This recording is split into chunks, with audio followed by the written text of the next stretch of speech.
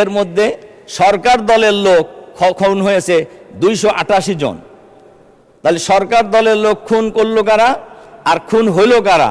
তো মাননীয় স্পিকার, এই হলো আমি বাজেটের উপর কয়টা কথা বলার পর বাংলাদেশে বাজেট বাস্তবায়নের, বাংলাদেশের সমস্যার সমাধানের ক্ষেত্রে সবচাইতে বড় বাধা হয়ে দাঁড়িয়েছে এখন আইন শৃঙ্খলা পরিস্থিতি। আইন শৃঙ্খলা পরিস্থিতি গত 3 মাসের রিপোর্টে 100 দিনে খুন হয়েছে 605 জন, অপহরণ হয়েছে 196 জন।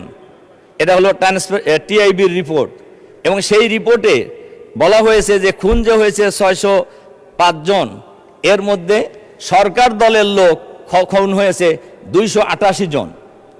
তাহলে সরকার দলের লোক খুন করলো কারা আর খুন হইল কারা? তাহলে দেখা যাচ্ছে যা হত্যাকাণ্ড হয়েছে, খুনের ঘটনা বাংলাদেশে যা ঘটেছে, এর প্রায় অর্ধেক মানুষ কিন্তু সরকার দলীয় হয়েছে। এর অর্থ হলো নিজের দলের লোকদেরকে নিজেরাই মেরেছে। এটাই যদি হয়, তাহলে যে সরকারের কাছে নিজের দলের লোকের জীবনের নিরাপত্তা নাই, সেই সরকারের কাছে বাংলাদেশের সাধারণ মানুষের জীবনের কি নিরাপত্তা আশা করা যেতে পারে? মাননীয় স্পিকার, এবং ধর্ষণের শিকার হয়েছে এই বিস্তারিত রিপোর্ট আমাদের কাছে আছে। আমাদের মাননীয় স্বরাষ্ট্রমন্ত্রী আলহামদুলিল্লাহ উনি সব দিক দিয়ে দক্ষ, উনি সব মন্ত্রণালয়ে কিন্তু প্রক্সি দেন, কিন্তু উনি আইন শৃঙ্খলা রক্ষা করার ক্ষেত্রে আমি মনে করি ব্যর্থ হয়েছে। তার কারণ উনি আইন শৃঙ্খলা রক্ষা করতে পারেন নাই। গত পরশুদিনও আপনার সব পত্রিকায় এসেছে, লক্ষ্মীপুরে মা এবং 3 জন মেয়ে, ঢাকা বিশ্ববিদ্যালয়ের একজন ছাত্রী সহ 3 বোন এবং মাকে নৃশংসভাবে হত্যা করা হয়েছে। ধর্ষণের ঘটনা প্রতিনিয়ত হয়ে যাচ্ছে, কিন্তু এগুলো কিন্তু আইন শৃঙ্খলা বাহিনী এটা কতটুকু এরা মানুষের জান মাল ইজ্জত আবরু নিরাপত্তা বিধান করতে পারছে, এটা কিন্তু আমরা আসলে কেউই বুঝতে পারছি না। মাননীয় স্পিকার, মাদকের ব্যাপারে এই এখনই একটা বিল দেখলাম যে আমাদের মাননীয় স্বরাষ্ট্রমন্ত্রী বিল আনছেন মাদকের বিরুদ্ধে, কিন্তু মাদক আজকে এই পার্লামেন্টের আমরা সবাই, সরকারি দল বিরোধী দল, আমরা কিন্তু সবাই ঐক্যমত পোষণ করেছি যে মাদক একটা ক্যান্সার, এই ক্যান্সারের মতো একটা জাতিকে ধ্বংস করে খাচ্ছে, কিন্তু মাদক বন্ধ হচ্ছে না। মাদক সেবী এবং মাদক সেবীর সংখ্যা এখন একটা রিপোর্ট অনুযায়ী 83 লাখ, এর সিংহভাগই হলো যুবক। কাজেই দেরিতে হলেও আমাদের মাননীয় স্বরাষ্ট্রমন্ত্রী মাদকের বিরুদ্ধে বিল আনছেন। আমরা আশা করব এই বিল বাস্তবায়নের মধ্য দিয়ে, আইন পাশ করার মধ্য দিয়ে বাংলাদেশের মাঠে থেকে মাদক চিরতরে বিদায় নেবে ইনশাআল্লাহ। নেওয়া উচিত। এটা নিতে হলে মাদক সেবী চাইতো মাদক সরবরাহকারীদেরকে আগে চিহ্নিত করতে হবে, এবং মাদক যে দেশ থেকে আসছে এই আশাটা বন্ধ করতে হবে। এটাও কিন্তু স্বরাষ্ট্রমন্ত্রীর দায়িত্ব। তাহলে দেখা যাচ্ছে আইন শৃঙ্খলা পরিস্থিতির অবনতি হয়েছে মারাত্মকভাবে, দেশে কোনো আইন শৃঙ্খলা নাই, আবার মাদকের সয়লাভও হয়েছে, কিন্তু এটাও কিন্তু স্বরাষ্ট্রমন্ত্রীর সাথেই রিলেটেড। এজন্য এই আইন পাশ করার মধ্য দিয়ে আমরা আশা করব মাদক বাংলাদেশ থেকে চিরদিনের জন্য বিদায় নেবে, আমাদের দেশের যুবকরা মাদকের এই নেশা থেকে রেহাই পাবে ইনশাআল্লাহ। মাননীয় স্পিকার, একটা কথা আমরা আগেও বলেছি এবং বলতেই হবে, সেটা হলো গণভোটের রায় বাস্তবায়ন করা। তার কারণ গণভোটের রায় বাস্তবায়ন করা, গণভোট দিয়েছে বাংলাদেশের শতকরা প্রায় 70% মানুষ,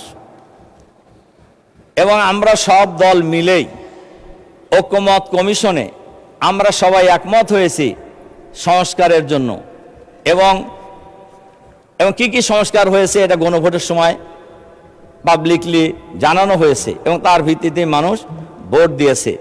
এবং কিন্তু আমরা লক্ষ্য করছি এই গণভোট এই পার্লামেন্টে সংখ্যাগরিষ্ঠতার জোরে বাতিল করা হয়েছে।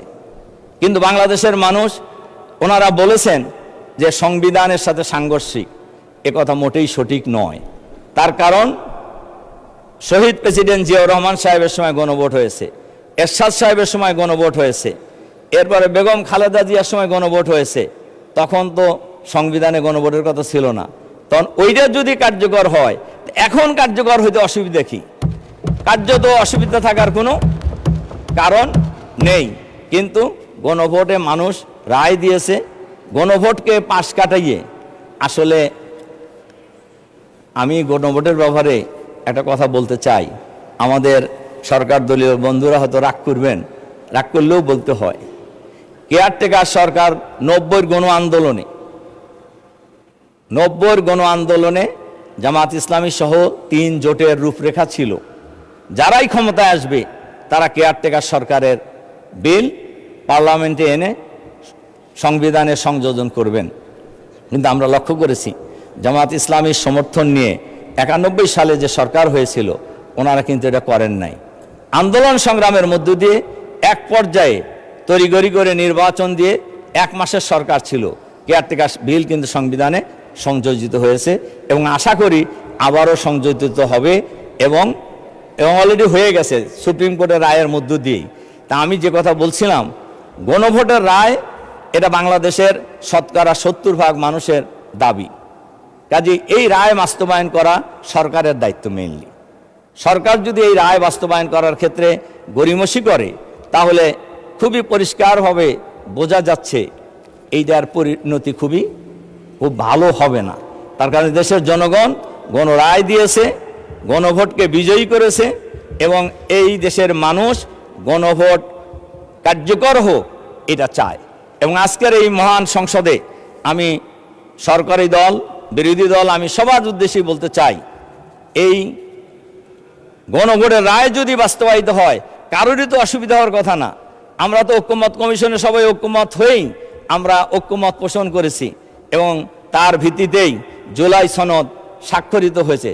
জুলাই অধ্যাদেশ যতদিন পর্যন্ত কার্যকর না হবে, ততদিন পর্যন্ত এ ব্যাপারে জনগণের মধ্যে একটা দ্বিধাবিভক্তি থেকেই যাবে। এজন্য আমি সরকারের কাছে অনুরোধ জানাবো, অবিলম্বে এই গণভোটের রায় কার্যকর করা হোক।